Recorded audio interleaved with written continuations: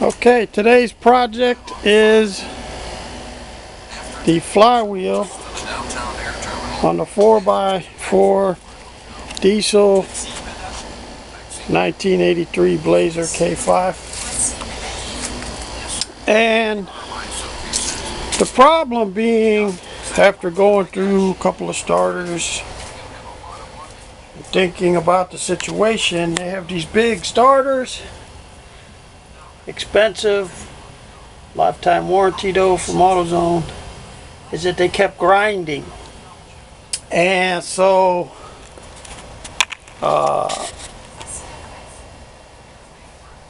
trying shims and no shims and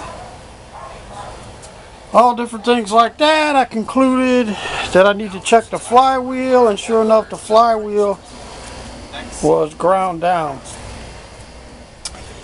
The teeth had been ground down. So gotta go under the truck. So what we're dealing with here is a big monster size transmission with this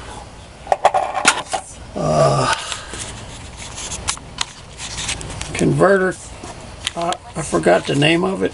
It'll come to me. But the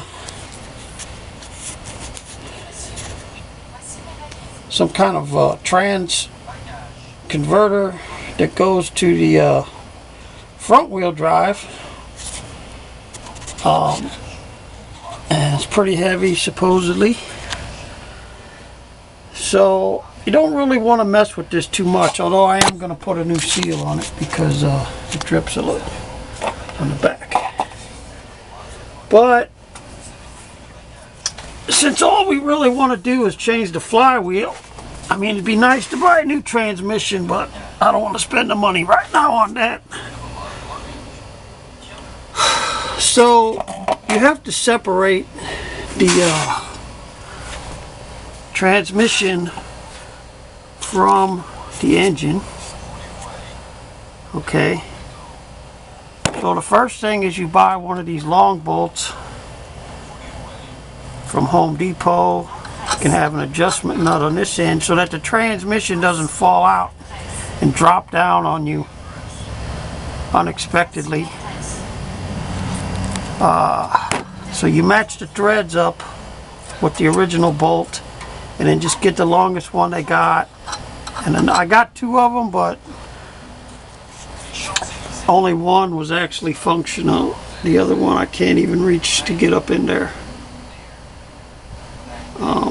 It had a broke off one, so I had to take that out first on the other side by the starter. So you can't really see on this just yet. It's on the other side of the teeth are almost not even halfway there on the other side. So then you have to separate it enough to get the wrench, the torque wrench in there.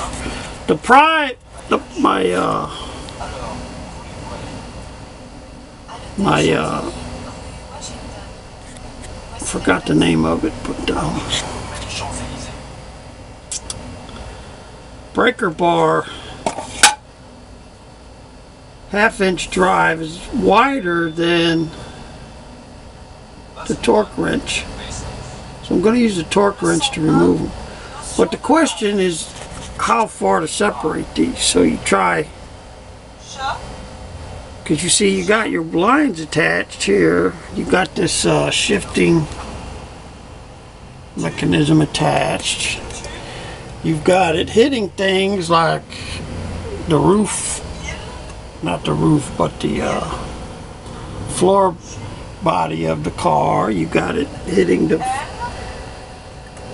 exhaust pipe over there, and you don't want to be disassembling everything. It just takes 3 times longer to disassemble it and reassemble it, plus some of this stuff is rusted now and it doesn't want to be taken apart. But you have to fit the socket up in there in order to torque it to the right torque specifications. So as you can see,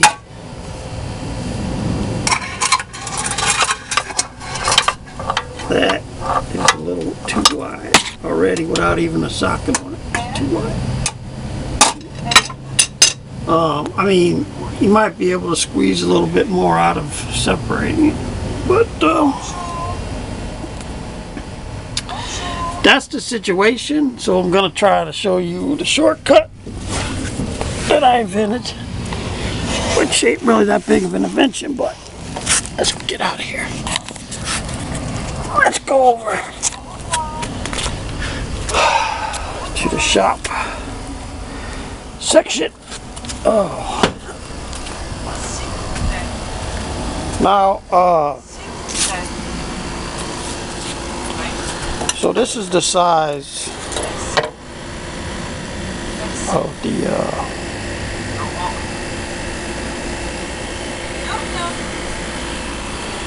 so by using the chop saw, which you don't really need, but and the grinder, what you want to do is you're going to sacrifice the socket. So this has already been cut on one end, but I'm also going to cut it on this end, or I'm going to grind it down so that this is just big enough for that torque bolt. Torque bolts are flat, so just big enough for that torque bolt to fit, and then on this side it's going to be just big enough to fit on there, taking away some of the excess. It may not even go on there any farther than that.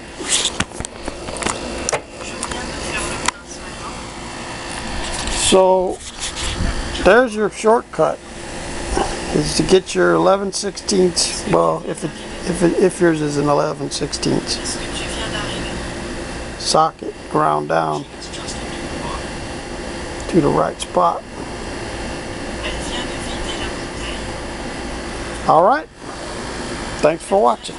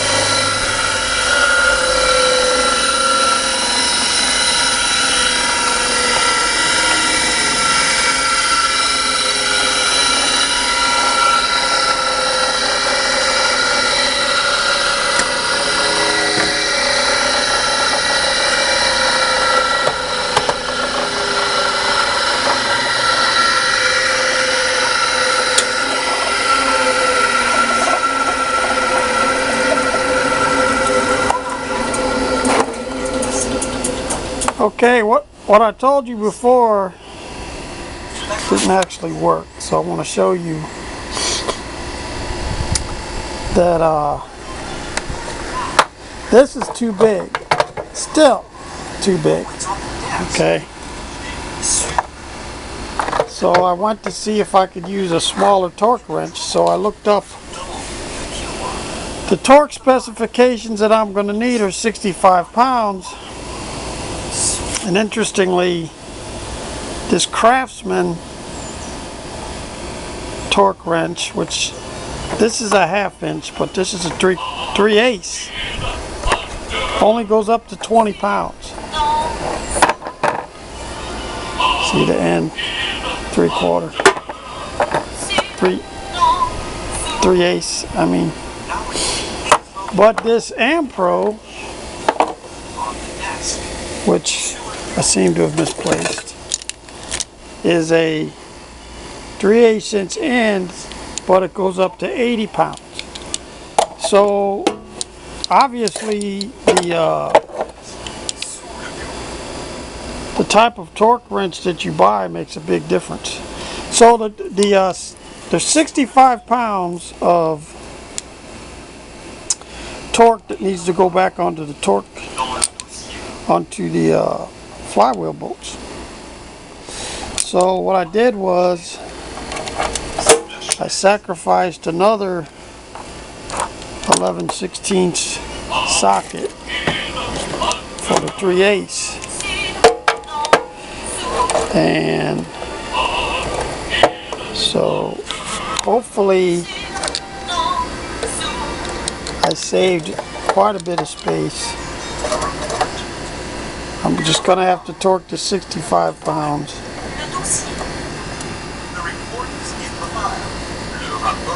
With the 3/8 inch. So we're going to see how that goes. And if you can only reach the bottom one like me, then you get something, you can either use like a big screwdriver on the teeth to turn it, or even go up to the crankshaft, the front of the crankshaft, and put a big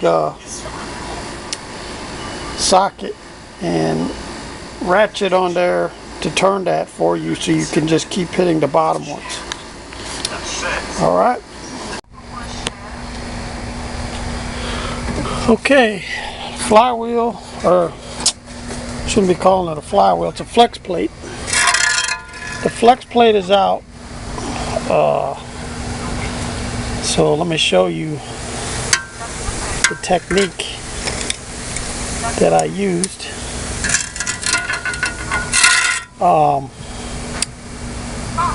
So I went and bought a breaker bar to get it off. My hand wasn't strong enough for this. I didn't want to break it either. So, but it turned out the breaker bar was a little bit wider than the torque. So I went down even farther. This is the final product. As you can see, I did both sides, and then putting that on the breaker bar, trying to hold the camera at the same time. That fit in there. However, this I was using to hold the pry the transmission and engine apart just enough to get this to fit up in there, that little extra push. And then I would put this through the hole, one of the holes, as I went around. It's an old drill bit, circle drill bit with a long shaft on it. And then I also used a torque wrench, which you could use a regular ratchet, but you turn it. Once you take one bolt off, then you turn it with the next bolt to get it to the bottom where you have more space. See, you turn it, and then you put this back in the hole, one of the holes, so that it matches to the engine, one of these holes, and that stops it from turning. Then you take that off, put this back on. Now you have your breaker bar, and you just do that one at a time. You don't even need any help, or you don't need to get out from the truck each time you do a bolt until they're all off. And that's how I did it. Oh, and one more thing to show you how you can tell it needs a new flex plate.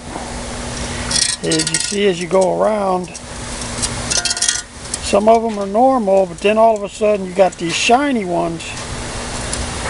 That's not even really the shiny ones, but right here where it's just metal on metal taking it down, and that's where the spot where you could buy a brand new starter and it's still going to grind as it's taking these down.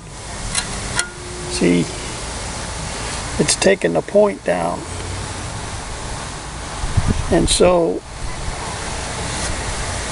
at that spot it grinds, and then it turns a little, and then it starts the engine on these spots that are still good, and the next time you start the engine it's going to grind and then hit a good spot. So you got this grinding good spot, but it's tearing up your new starter, and it's aggravating and noisy, and only lasts for a while before you need a new starter, and it keeps getting worse and worse. So that's how you fix that problem.